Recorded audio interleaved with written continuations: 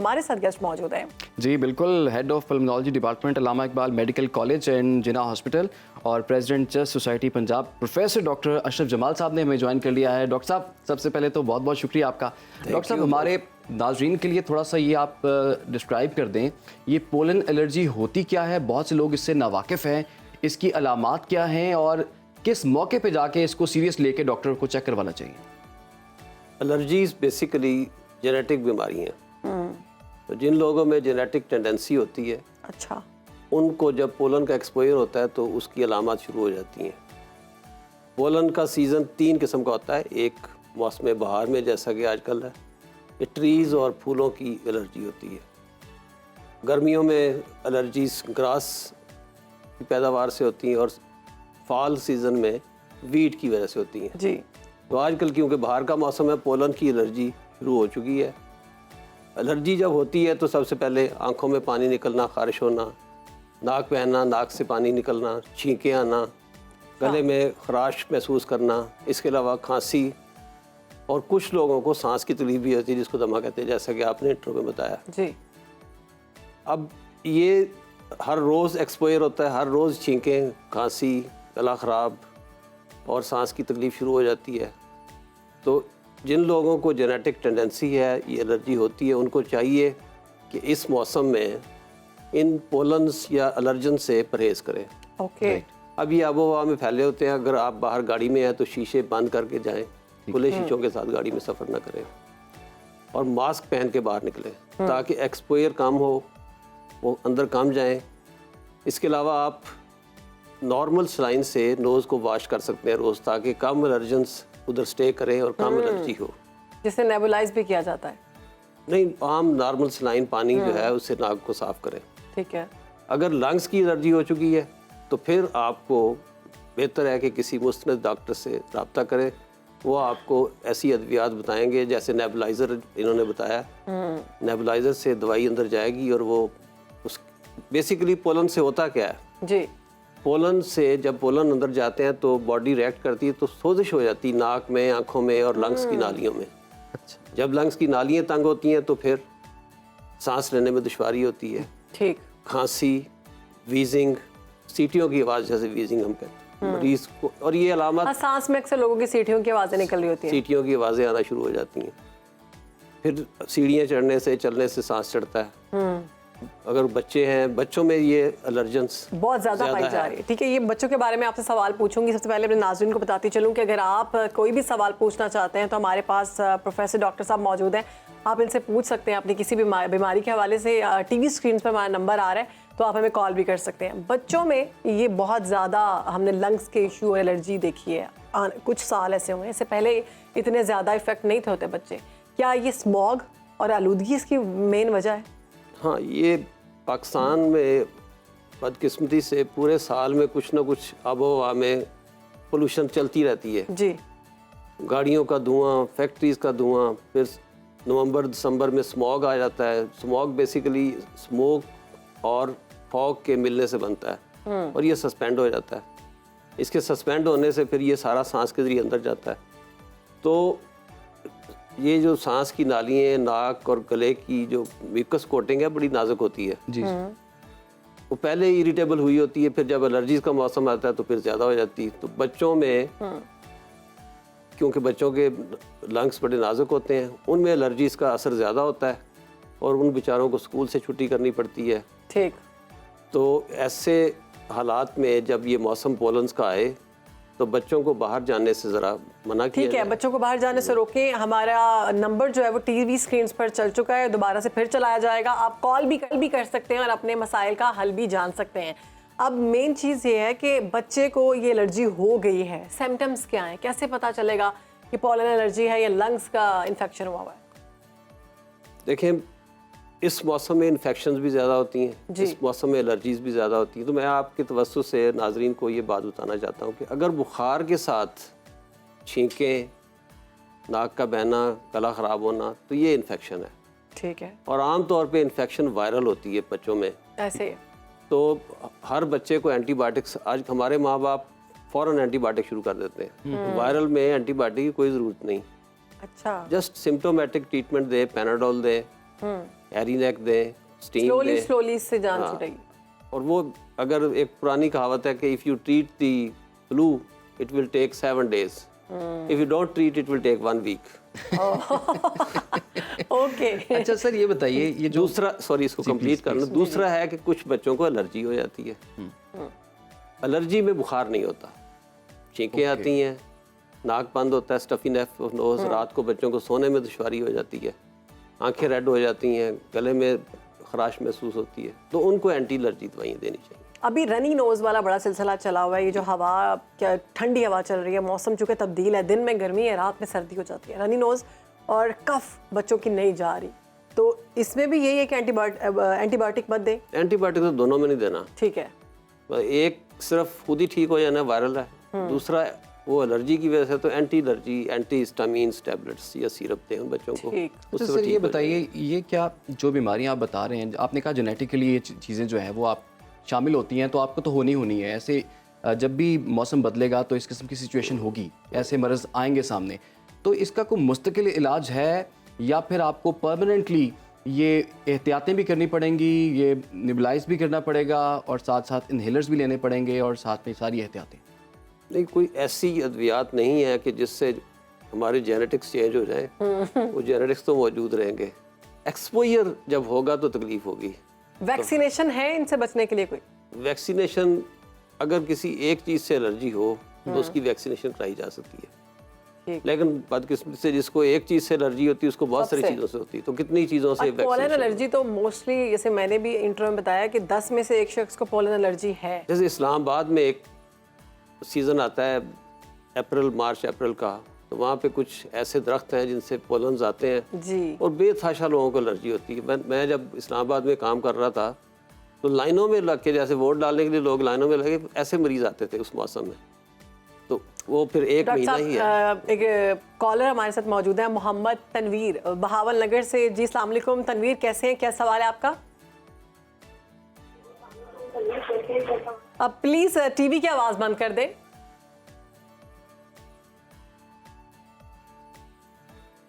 मेरा सवाल ये है कि ना मुझे सांस की प्रॉब्लम है, माइटिका गोलियां खा रहा हूँ मैं, तो उससे कुछ फर्क नहीं पड़ रहा। अच्छा, आपकी एज क्या है? हाँ जी, आपकी उम्र कितनी एज है? होगी, वाली साहब के बारे में पूछ रहा हूँ, वाली साहब इधर मौजूद नहीं है, एज उनकी होगी 63। ओके, ठीक है, आपके सवाल का जवाब देते। डॉक्टर साहब, 63 उनके वालिद की एज है और उनको दमे का इशू है, और उन्होंने दवाई के बारे में बताया है, तो पता नहीं कौन सी दवाई थी, माइटिका। अच्छा। वो कह देखिए, रहे हैं- एल्डरली लोगों में सांस की बीमारियों की दो वजूहत है, एक दमा और एक COPD, तो कह रहे कोई फर्क नहीं पड़ा। जो कि सिगरेट पीने की वजह से होता है। दोनों में सांस की तकलीफ होती है। ठीक। अब ये क्योंकि पूरी बात नहीं बता सके कि वो सिगरेट पीते रहे कि नहीं, COPD इस बिल्कुल डिफरेंट डिजीज है। Asthma is different. COPD allergy से होता है और COPD पोल्यूशन से होता है। पोल्यूशन में मोस्ट कॉमन इज स्मोकिंग। तो क्या करना चाहिए अगर वो सिगरेट नहीं पीते, और अगर पीते हैं तो? अगर सिगरेट नहीं पीते तो दमे का मसला है, और दमे के लिए उनको रेगुलर इनहेलर इस्तेमाल करने चाहिए। ओल्ड एज हो गई है, परसिस्टेंट डिजीज़ होगी, तो इन लोगों में कंटिन्यूसली दवाई इस्तेमाल करनी पड़ती है। इनहेलर के जरिए दवाई लें, बाकी अद्वियात के साइड इफेक्ट्स बहुत हैं। सही। और अगर वो COPD की है तो वो भी इनहेलर की फॉर्म में है, बट मेडिसिन डिफरेंट है। अच्छा, दमा के बारे में लोगों के बड़े मिसकंसेप्शंस हैं। लोग कहते हैं ये छूत की बीमारी है, हाथ लगाएंगे तो ये लग जाएगी, ऐसा है क्या? नहीं, ये बिल्कुल छूत की बीमारी नहीं है। छूत की बीमारियां सिर्फ इन्फेक्शन होती हैं, जैसे कोविड हम सब ने देखा। कंजस्टेड है, मतलब आपको इससे शदीद किस्म का मसला हो सकता है, अगर लाइक कंजेशन वगैरह। नहीं, एस्थमा फैटल डिजीज है बेसिकली। ये वाइटल ऑर्गन को इफेक्ट कर रहा है ना जी। लेकिन हमारी बॉडी में brain, heart, lungs, kidney vital organs हैं जी। जब आप कोई और कॉलर है हमारे साथ? जी, हमारे साथ इस वक्त नदीम जावेद साहब हैं रावलपिंडी से। जी अस्सलाम वालेकुम नदीम साहब, आपका सवाल क्या है जी? अस्सलाम वालेकुम। इनका सवाल ये है कि इनको सांस की बहुत तकलीफ है, ये ऑलरेडी हार्ट पेशेंट हैं, तकरीबन 30 साल से ना। इनकी एक वॉल लीक है और एक श्लिंक है, और अभी तकरीबन 3 माह से इनको लिम्फोमा भी डायग्नोज हुआ है, और 2 ये कर चुके हैं, मतलब कीमो की डोज लगवा चुके हैं, लेकिन रात को जैसे ही लेटते हैं ना तो इनको सांस रुकना शुरू हो जाता है और ये उठ के बैठ जाते हैं ना। डॉक्टर साहब सवाल पूछना चाहें कोई आप? नहीं, मैं मुझे समझ आ गया क्या कह रहे चलिए ठीक है, आपका जवाब देते हैं। बेसिकली बहुत मल्टीपल प्रॉब्लम्स हैं, जी। कैंसर के पेशेंट हैं और हार्ट के पेशेंट हैं। हार्ट की डिजीज में जब pump failure, pump heart is pump, तो जब पंप ब्लड पंप नहीं करेगा तो बैक लंग्स में इकट्ठा हो जाता है, तो उससे भी सांस चढ़ता है। तो सांस की सारी बीमारियां दमा नहीं होती, सही। तो उनको रात को लेटने पे सांस चढ़ता है। हार्ट के COPD मरीजों को रात को लेटने पे सांस चढ़ता है, तो वो अपनी हार्ट की अद्वियात को सेट करवाएं तो सांस ठीक हो जाएगा। अच्छा डॉक्टर साहब ये बताइए, जिनको सांस की बीमारी है, क्या वो लोग जो है आपने बताया कि जी एक्सर्शन कर लें तो उनको सांस चढ़ जाता है, सीढ़ियाँ चढ़ें सांस चढ़ जाता है, हार्ट के पेशेंट्स में भी कुछ ऐसा ही है, तो क्या वो लोग वॉक कर सकते हैं? वॉक करने में पाबंदी तो कोई नहीं है? नहीं, वॉक करने में तो कोई पाबंदी नहीं, लेकिन वॉक करने से सांस चढ़ेगा, वॉक कर नहीं ना सकेंगे। करें, रनिंग ना करें। नहीं करें। अब एस्थमा के थोड़े से मिसकंसेप्ट आपको ठीक कर दूं। एस्थमा एक ऐसी बीमारी है जिसके साथ आप नॉर्मल जिंदगी गुजार सकते हैं। You can play football, running और सीढ़ियाँ तो दूर छोटी बात है। रियली? तो अगर आप कोई बच्चा है, लड़का है आपकी उम्र का है, तो फुटबॉल खेल सकता है, बट प्रॉपर ट्रीटमेंट लेके कंट्रोल करना है। अच्छा, जो पुराने दौर में एस्थमा किसी को हो जाता था, उस लड़की की शादी नहीं होती, उसका ये तो दमे की मरीज है, ये कोई जॉब नहीं कर सकते थे। एक चंद प्लेयर्स क्रिकेट के रहे हैं जो एस्थमेटिक थे, ड्यूरिंग ग्राउंड भी इनहेलर इस्तेमाल कर लेते थे कभी, ठीक। वो कैप्टन तक बने। अच्छा, खातून का जो जवाब है उसमें आप क्या उनको सजेस्ट करेंगे? उन्हें चाहिए कि अपनी जो डॉक्टर साहब है, दिल के डॉक्टर हैं, उनसे अपनी अद्वियात सेट करवाएं। मोस्ट लाइकली उनका ये लग रहा है क्योंकि हार्ट की वजह से होता है, रात को लेटने से सांस ज़्यादा हो जाता है, क्योंकि लेटने से ब्लड ज़्यादातर जो टांगों में होता है वो भी ऊपर आ जाता है, अच्छा, तो उससे रात को सांस उनको ज़्यादा होता है। ठीक। अच्छा डॉक्टर साहब, मैंने खुद पर्सनली ये देखा है कि लाइक 20-25 और 35 के दरमियान जो लोग हैं, एक दो लोग हैं यंगस्टर्स, वो भी जब रात में सोते हैं तो उनको भी एकदम ये फील होता है कि एकदम सांस किसी ने बंद कर दिया, और कितनी देर तक वो फील होता है कि सांस सही से नहीं आ रही। इसकी क्या वजह है? बिल्कुल सही बात है। एस्थमा के मरीजों को एलर्जी तो दिन के होती है, लेकिन अलामतें आमतौर पर रात को होती हैं। अच्छा, एस्थमा ही है? ये एस्थमा है। एस्थमा इज बेसिकली फीमेल्स में, जिस एज में आपने बताया ज़्यादा होता है, यंग बिफोर एडल्टहुड लड़कों में ज़्यादा है, फिर लड़कियों में ज़्यादा है, और मीनोपाज के बाद बराबर हो जाता है। ठीक है। तो अगर यंग बंदा और रात को सांस के लिए उठता है और वो काफ़ी देर तक सांस का मसला रहता है, तो it is symptom of asthma. ठीक है डॉक्टर साहब, एक और कॉल ले लेते हैं हम जी। ज़हीर अब्बास साहब राजनपुर से हमें ज्वाइन किया जी। ज़हीर साहब अस्सलाम वालेकुम, क्या सवाल है आपका? हाँ सर, मेरा डॉक्टर ये सवाल है कि मुझे अक्सर नज़ला रहता है और सांस में तकलीफ होती है। अक्सर एक नाक है जो मेरा बंद रहता है। आप करते क्या हैं वैसे, क्या मसरूफियत है, जॉब क्या आपकी? जॉब सर मैं ऑपरेटर हूँ। आपकी उम्र कितनी है? मेरी 22 ईयर्स है सर। सर कोई सवाल पूछना चाहते हैं? हाँ, किसी मौसम में होता है या हर सारा साल ही लगा रहता है? इन्हें से अक्सर नाक एक बंद रहता है, नज़ला अक्सर होता है। जब मौसम चेंज होता है तो मुझे बुखार और खांसी वगैरह होता है, वरना मुझे अक्सर नज़ला रहता है। ये बेसिकली एलर्जी के ठीक है मरीज हैं। ज़हीर, आपका जवाब आपको देते हैं। ज़हीर साहब को एलर्जी का मसला है। एलर्जी पहले जो भी आबोहवा, एलर्जी आमतौर पे आबोहवा से होती, लोग समझते हैं खाने पीने से है। जी। ये भी बहुत मिसकंसेप्ट है कि फ़लाँ चीज़ से फ़लाँ चीज़, खाने से 99.9% नहीं होती। ठीक है। आबोहवा में जो चीज़ें उनसे होनी है, तो पहले वो आबोहवा की चीज़ें नाक से जाती हैं तो नाक में छींकें शुरू होती, जुकाम रहने लग जाता है, फिर वो आगे वही हवा आगे जाती तो लंग्स में अस्थमा हो जाता है। तो वही बातें जो हम कर रहे थे कि इनको एक्सपोजर से अवॉइड करना चाहिए और प्रॉपर अद्वियात इस्तेमाल करनी चाहिए, ताकि ये जो एलर्जी से सोजिश हो के स्वेलिंग हो गई है वो ना हो और ये ठीक रहे, इनका नाक खुला रहे। अच्छा डॉक्टर साहब, बच्चों में कुछ बच्चों में मैंने देखा अच्छा, है। हमारे साथ एक और गेस्ट मौजूद है, मोहम्मद नदीम लाहौर से। जी नदीम, अस्सलाम वालेकुम, क्या सवाल है आपका? वालेकुम अस्सलाम मैम, मेरा सवाल है डॉक्टर साहब से कि मेरी बेटी है जिसकी एज थी तकरीबन 3 से 4 साल, तो उनको अस्थमा की शिकायत हो गई। तो वो अभी उन्होंने कहा था कि 5 ईयर से ऊपर जब होगी तो रिकवर होना शुरू हो जाएगी, प्रॉपर उसका ट्रीटमेंट करवाया उन्हें। तो वो 6+ हो गई, अभी भी वो हर 2-3 माह बाद या 1 माह बाद प्रॉब्लम स्कूल में हो जाती है, घर पे बाहर खेलने से हो जाती है। तो क्या ये इसका है रिकवरी का सिस्टम या इसी तरह से ही चलता रहेगा हमें? कोई सवाल? ये बात नहीं बस ठीक है, आपको बता रहे हैं, आप टीवी देखते रहें नदीम साहब। ये बहुत अच्छा सवाल किया है। अक्सर लोग कह देते हैं डॉक्टर हजरात के ये 5-6 साल की होगी, ये 12 साल का होगा बच्चा तो ठीक हो जाएगा। एक्चुअली जब बच्चा एडल्टहुड में जाता है हार्मोनल चेंजेस आती हैं, लड़का हो या लड़की हो, उस वक्त इसके ठीक होने के चांस 70% होते हैं।